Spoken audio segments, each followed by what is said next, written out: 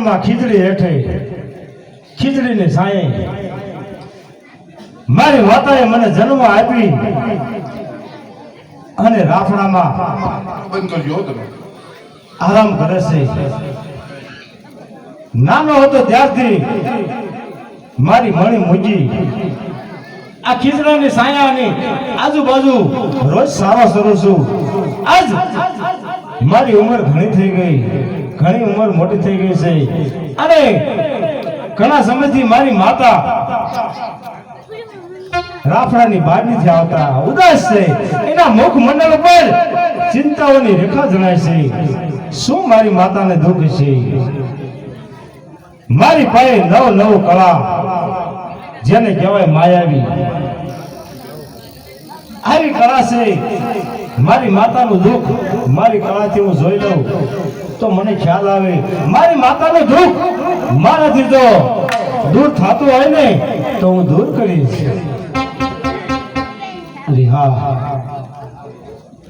મારી માતા પાતાળમાંથી જ્યારે ધરતી માથે આવ્યા શિવની પૂજા કરવા અને મારી માતાને શિવે શ્રાપ આપ્યો છે. કુંવારા કલંક લાગશે આવો શ્રાપ છે. આ તો મારી માથે બોજો કહેવાય, શ્રાપનો બોજો. મારી માથે કલંકનું ટીલું લાગ્યું છે.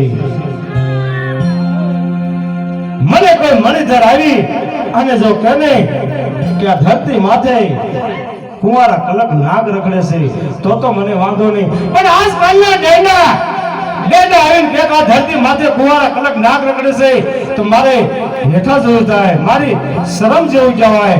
કલક મને નથી ગમતું, શું કરું?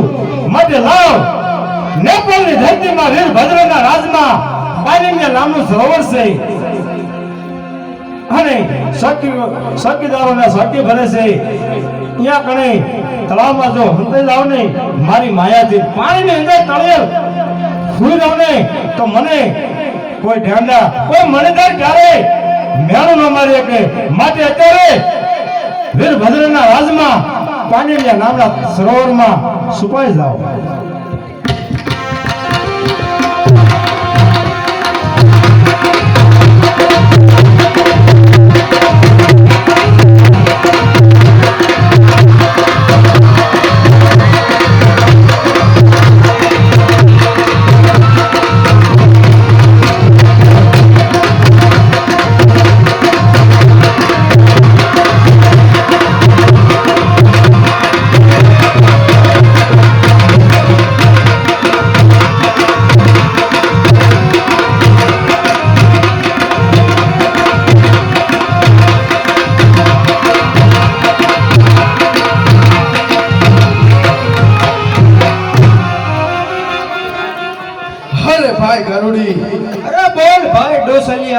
ઘણા સમયથી આપણે આ ખેલ બતાવી રહ્યા છીએ. અરે હા ભાઈ, પણ આપણા સંતાનોના પેટ કાંઈ ભરાતા નથી. અરે ભાઈ, આ ખેલ આમ નામ કરશું ને તો આપણું ગુજરાન નહીં ચાલે. તો હાલ ભાઈ, અત્યારે હા કામરૂ દેશ છોડી અને પરદેશની કોઈ વાત લેવી આગળ જતા જો કોઈ એવી વસ્તુ મળે ને એનેથી આપણું ગુજરાન ચાલે અને આપણા સંતાનોના પેટ ભરાય. અરે હા ભાઈ, તે તો મારા મનની વાત કહી દીધી. તો ચાલ ત્યારે આપણે આગળ ચાલવી. એવું એક વસ્તુ મળી જાય તો આપણા બંને ભાઈનું જીવન ગુજરી જાય. હા ભાઈ હા, ચાલ હાલ કામરૂ દેશ છોડી અને પરદેશની વાત લેવી. ચાલ ભાઈ.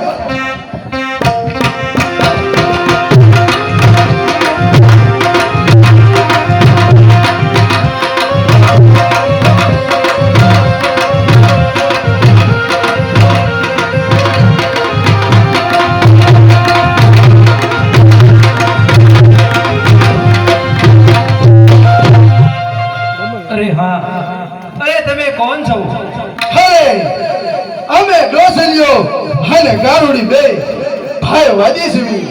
અરે તમે કઈ વિદ્યા જાણો છો? હા, વિદ્યા તો અમે જાણવી છીએ, પણ તમારે શું કામ છે? અરે મારા મહારાજાનો દીકરો ઘણા સમયથી માંદો છે, તો એને તમે સાજો કરી આપશો? હા હા પ્રધાનજી, જાઓ તમે આગળ જાઓ, અમે બે ભાઈ પાછળ આવી છીએ. ચાલો. અરે ભાઈ ગારુડી, અરે બોલ ભાઈ કૌશલ્યા. નેપાળના વીરભદ્રના પુત્રને અત્યારે એવો અસહ્ય રોગ છે. હા ભાઈ. આપણી વિદ્યાથી એને સારો કરવી. અને ભાઈ જ્યારે માંગવાનું કહે ને, હા ભાઈ. તો એના પાંજલિયા સરોવરની અંદર એક મણિધર નાગ રહેશે. અરે ભાઈ એની માથે મણી છે, જો એ મણીને આપણે લઈ લેવી ને તો આપણે હાથ કાઢી ખાય ને તો ન ઘૂટે. તો ચાલ ભાઈ, અત્યારે સત્વરે સાલ વીરભદ્રના રાજમાં જ આવી. ચાલ ભાઈ ત્યારે.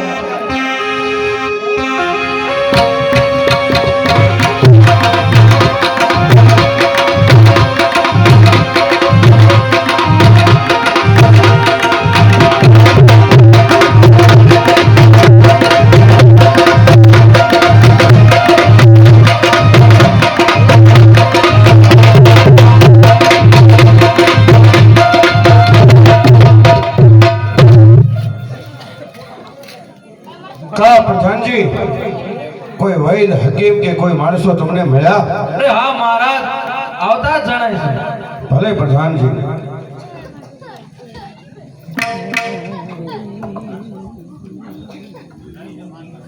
હરે નેપાળપતિ વીરભદ્રના શરણોમાં હાથ વાદીના પ્રણામ.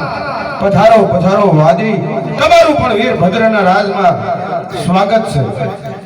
અરે મહારાજ, અત્યારે અમને બોલાવવાનું કારણ?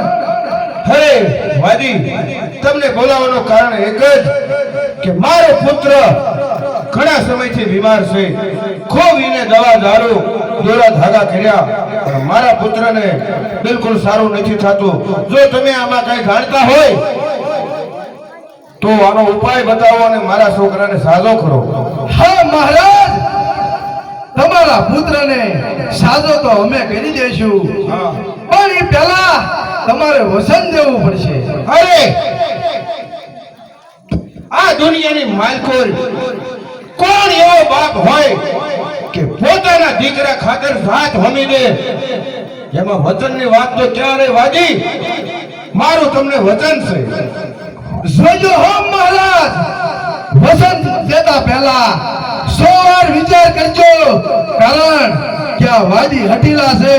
જોજો હો મહારાજ, તમારા વસન મિથ્યા ન થાય. અરે વાદી,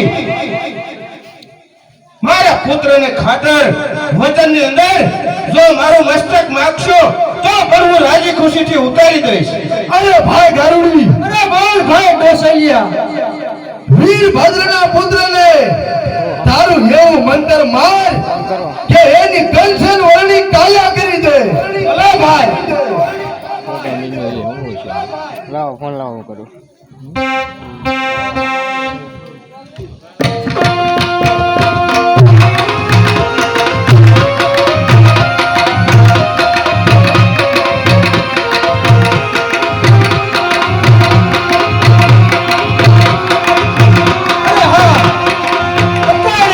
મારું એવું મંતર મારું કે આ રાજાના કુંવરને કંચન વનની કાયા થઈ જાય.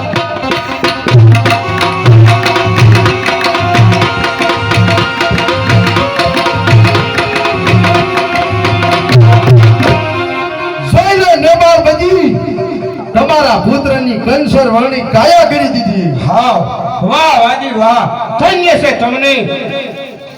મારા પુત્રની કંચનવાણી કાયા થઈ ગઈ છે. હવે જે મેં વચન આપ્યું છે એ વચન પ્રમાણે તમે જે માગો તે આપીશ. અને હા, વાદી માગી માગીને તો શું માગશે? અરે હા રાજા, જે તમને એમને માંગવાનું કહેતા હોય તો પાણીના તળાવની અંદર જે નાગ સંતાનો ને એ અમને આપી દો મહારાજ. અફસોસ, અફસોસ, કારણ કે પાનેલિયા તળાવની અંદર જે મણિધર નાગ છે એ નાગ તો મારા પ્રાણ કરતા પણ મને પ્યારો છે. અરે મારા જો પેલા આવી ખ્યાલ હોત ને તો મારા પુત્ર કરતા પણ એ મને નાગ વધારે વાલો છે. માટે હે વાદી, ઈ નાગ થી કઈ તમારી જીવા દોરી નહીં હાલે અને તમારી 7 પેઢી ચાલે, તમારી 7 પેઢી ચાલે એટલા સોના મોર માગી લ્યો તમારા મુખેથી. આ વીરભદ્રસિંહ તમને 7 પેઢી ચાલે એટલું ધન આપવા માટે તૈયાર છે. નહીં નહીં મહારાજ, જો તમારે દેવું હોય ને તો પાનેલિયા સરોવરની અંદર જે મણિધર નાગ સંતાનો છે ને એ પકડવા આપો. બાકી તમારી માયા મિલકત અમારે નથી જોતી તો આપ કહી દો કે વીરભદ્રના વચન મિથ્યા છે.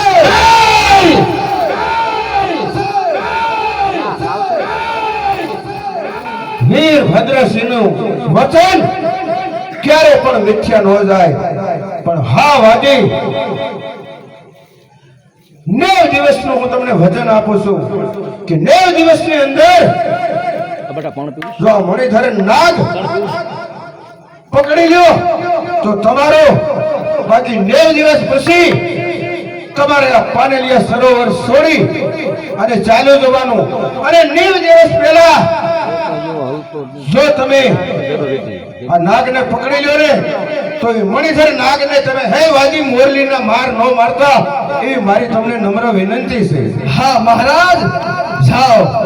વાજી તમને વચન આપે છે કે 9 દિવસની અંદર જો પકડાશે ને તો પકડશું, બાકી તમારું પાનેલિયા સરોવર છોડીને અમે ચાલ્યા જઈશું. ભલે વાજી, તો 9 દિવસ પાનેલિયા તળાવ માટે તમને છૂટી છે. અરે ભાઈ ગારુડી, અરે બોલ ભાઈ ડોસલિયા, ચાલ ચાલ સત્વરે ચાલ. પાનેલિયા સરોવરને માથે જાવી અને આ મણિધરને આપણા કન્યા કરવી. આપણા કન્યા ચાલ ભાઈ ત્યારે, ચાલ ભાઈ ત્યારે, ચાલ ભાઈ ત્યારે.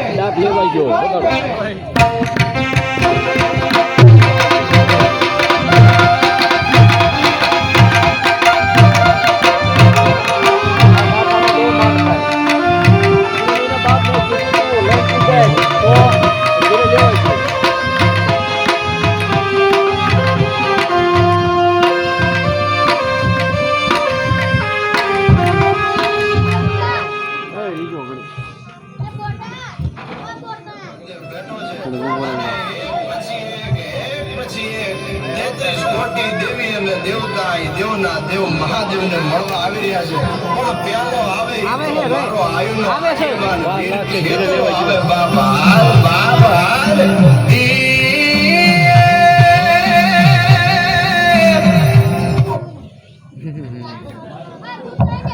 લેવા ગયો છે. હા હેલો,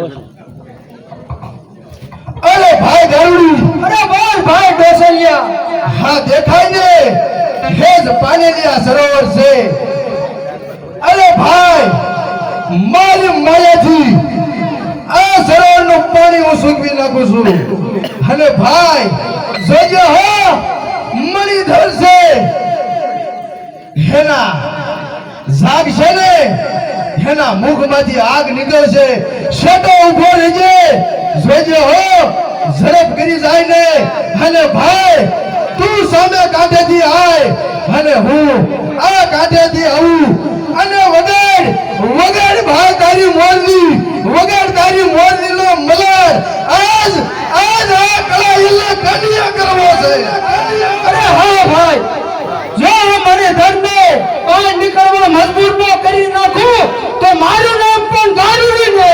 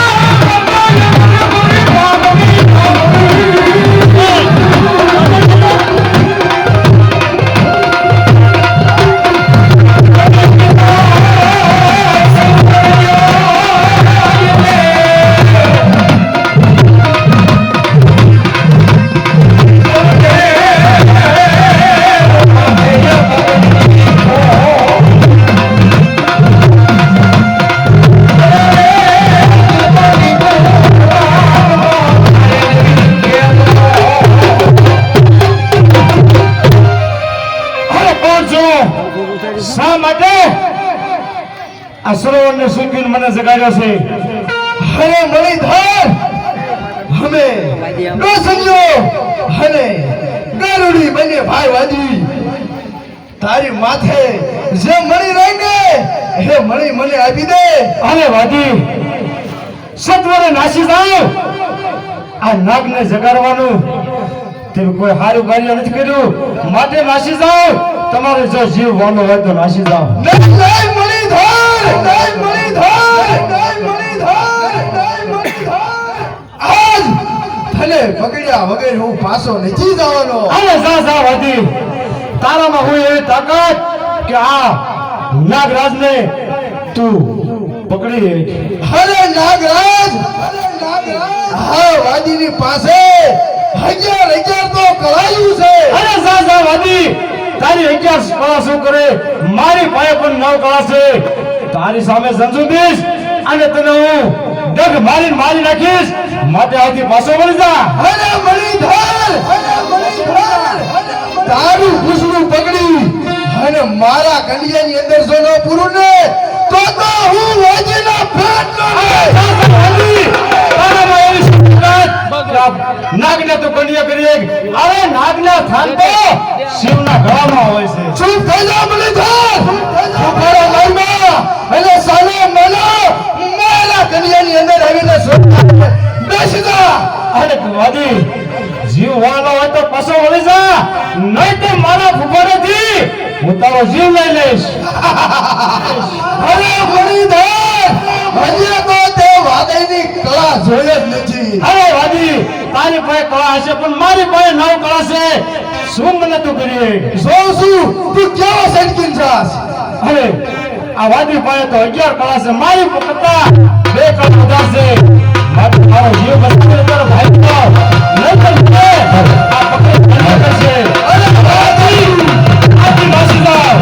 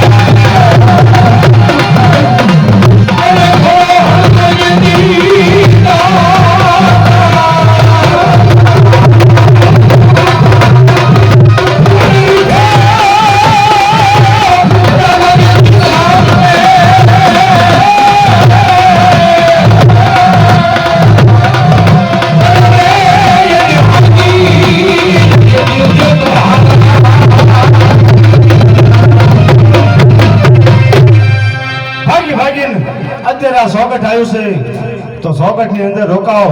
ગામમાં યોગ્ય મને લાગે ત્યાં હું રોકાઈ જાઉં. અરે હા, આ ગામની અંદર બ્રાહ્મણનું ઘર છે તો બ્રાહ્મણનો વેશ ધારણ કરી અને એના ઘરે આશરો લઉં અને મહેમાનગતિ કરું. બોલો બોલો.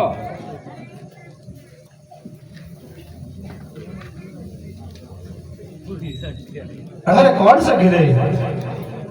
અરે આવો મહેમાન, હાજર છું હું. હા જાતા આ સોકટની અંદર આવ્યો છું. મારે વિસામો કરવો છે અને તમારો આશરો જોવે છે. અરે મહેમાન તો ધન ઘડી ધન ભાઈ કહેવાય. કારણ કે ઓછી તને આંગણે મહેમાન આવે ને એથી ઉત્તમ તો શું કહેવાય. હા બરોબર છે. અરે મહેમાન હા બોલો ને. તો આ મારું ઘર એ તમારું ઘર ગણાય. કારણ કે તમે બ્રાહ્મણ હું પણ બ્રાહ્મણ. અમે મારી દીકરી અને 2 જણા ઘરે રહેવી છીએ. તો માટે તમે 2 દિવસ રોકાવો અને મહેમાન ગતિ કરો. બહુ સારું. છોકરો આવી અરે મહેમાન અરે બોલો ને. તમે દૂરથી આવો છો થોડો વિસામાં લો અને આરામ કરો. ભલે બહુ સારું. અરે બટા દીકરી બોલો પિતાશ્રી. હવે તારી ઉંમર 18 વર્ષની થઈ છે. એ કહેવાય છે ઉંમર આવીને બેઠી કહેવાય. હા પિતાશ્રી. તો આની ચિંતા એના પિતાને હોય. એટલે કારણ કે દીકરીની ઉંમર થાય ને એટલે ઉપાધિ એના પિતાજીને હોય. તો માટે હું ફરતા આ ચોક્કસ પ્રાંગણની અંદર કોઈ એવું સુપાત્ર સાધુ હોય બ્રાહ્મણ હોય એવો યોગ્ય કોઈ વર હોય તો માટે હું એની ચિંતામાં છું. ગુજારી છે તો બેટા ગુજારી આવે હું સોગંદમાં ભિક્ષાવતી કરવા જાઉં છું. શું થાય છે તને તું ઘરે ઘરકામ કરજે અને ભિક્ષાવતી કરી આવું છું બેટા. હવે પિતાજી શું થાય બેટા તો શું થાય છે અરે હા કહેવાય છે અતિથિ દેવો ભવ પણ આજ હું તમને મારા મનની વાત કહેવા માંગુ છું. અરે કહો ને શું વળી તમને એવા શબ્દ સતાવે છે મને મનથી કહેવા માંગો છો. અરે અતિથિ આજ હું તમને મનોમનથી વરી ચૂકી છું. હા તમે મનોમન મને વરી ચૂક્યા હોય તમારું મન મને જો હળબળ કરીને દેતા હોય તો પણ તમે સાંભળો. અત્યારે હું તમારા ઘરે બ્રાહ્મણ રૂપે એક રૂપ ધારણ કર્યું છે. મારો ખોલ્યું આ મનુષ્યનું નથી. હું એક નાગ છું. ભલે તમે નાગ હોય તો પણ હું તમને મનોમનથી વરી ચૂકી છું. અરે હા એક નાગ મનુષ્યનું સ્વરૂપ ધારણ કરી અને જો તમે મને ભાવથી મનથી તન મનથી મને વરવા માંગતા હોય તો સાંભળો. જ્યારે કોઈને ખબર ન પડવી પડે કે તમારા ઘરે એક નાગ છે.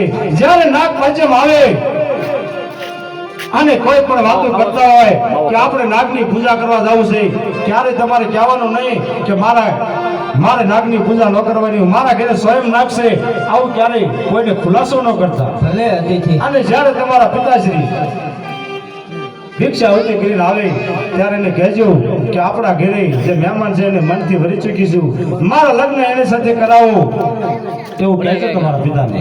ભલે અતિથિ. ભલે બહુ સારું.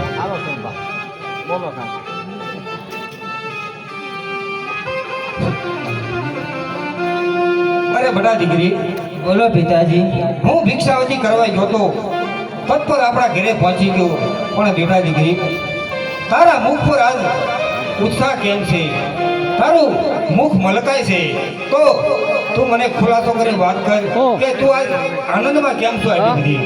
અરે પિતાજી હું એક મા વગરની દીકરી મારા મનની વાત મારે કોને કહેવી? આજ મા કહો તો તમે અને પિતા કહો તો તમે. હા બેટા. અરે પિતાજી આપણા ઘરે જે અતિથિ આયા એમને હું મનોમનથી વરી ચૂકી છું. તમે મારા એમની સાથે ધામધૂમથી લગ્ન કરાવો. હા બેટા આપણા ઘરે જે મહેમાન આવ્યા એ બ્રાહ્મણનો દીકરો છે.